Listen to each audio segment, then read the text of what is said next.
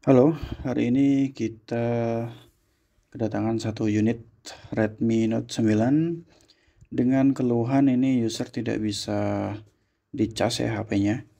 Dan sebelumnya ini sudah pernah dibawa ke service center, tapi tidak jadi dieksekusi katanya karena spare part-nya tidak tersedia.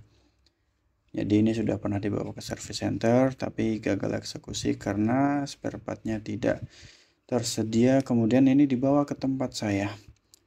Oke, kita akan coba cek dulu apakah benar ini nggak bisa dicas. Nah, sekarang kita perhatikan di voltameternya dan perhatikan di angka ampernya di sini. Di sini tertera 0,00 ya untuk ampernya. Berarti memang HP ini tidak bisa dicas sama sekali ya. 0,00 ampere. Tidak ada arus yang masuk ke HP-nya. Oke, kalau sudah seperti ini, kita akan bongkar. Kita akan coba cek di bagian dalam. Dan untuk kronologinya ini kata usernya akibat terjatuh ya.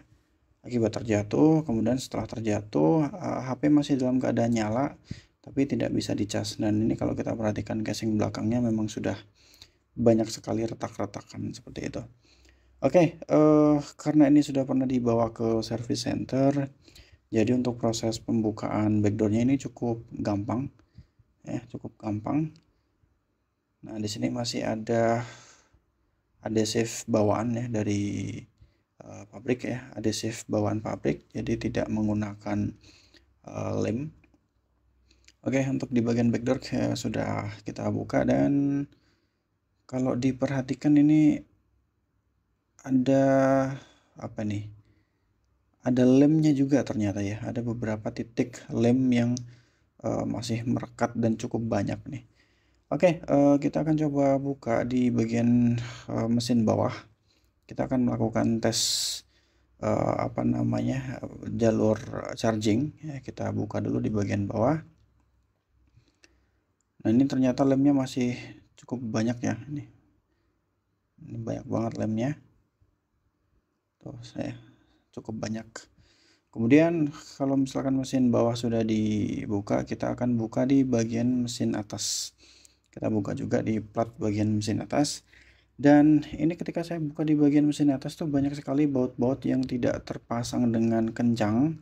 Jadi sangat longgar banget, jadi tidak perlu tenaga ekstra ya untuk membuka bautnya itu. Malah ada beberapa baut yang ketika saya tempelkan obeng dia langsung terangkat. Jadi memang tidak terpasang dengan baik. Oke, untuk HP yang tidak bisa dicas, itu langkah pertama yang harus kita lakukan adalah kita cek voltase baterai. Untuk voltase normal, syarat HP bisa dinyalakan itu 3,7 volt. Ya, naik turun sekitar itu 3,7 volt. Nah, sekarang kita akan ambil multimeternya. Kita ambil multimeter, kemudian kita akan set di bagian DC voltage ya. Kita akan ukur di bagian arus DC-nya, kabel prop hitam di negatif, prop merah di positif. Kita perhatikan di situ untuk voltasenya 3,62. 3,6 ini enggak ada selisih jauh ya dari 3,7.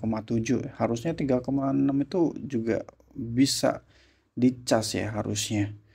Oke, kita akan coba lepas fleksibelnya dan sebentar.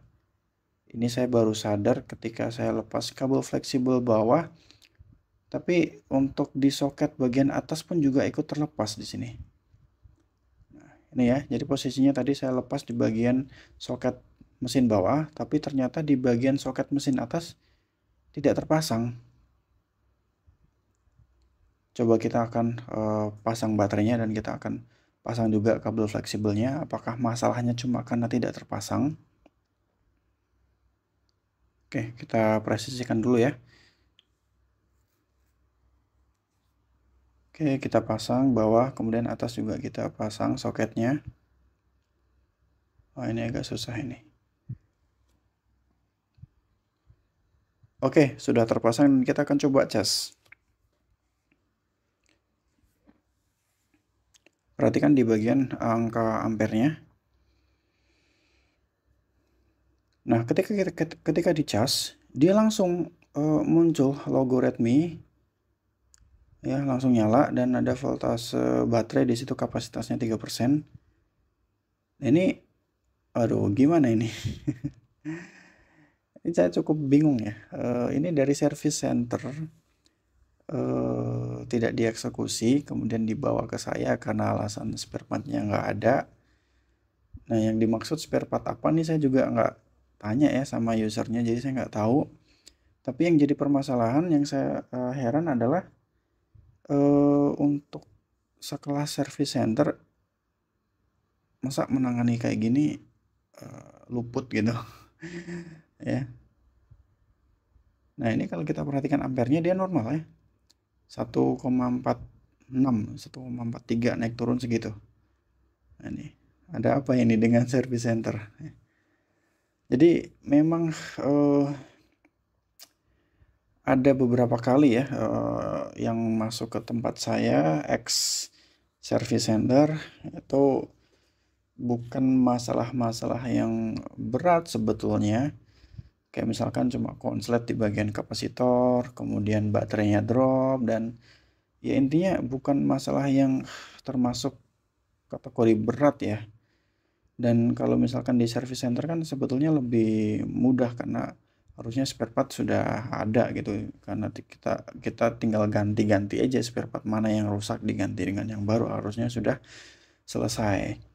Tapi memang kami para teknisi yang di pinggir jalan seperti ini tuh kadang juga heran gitu untuk masalah-masalah yang sepele kadang tuh tidak bisa terselesaikan gitu.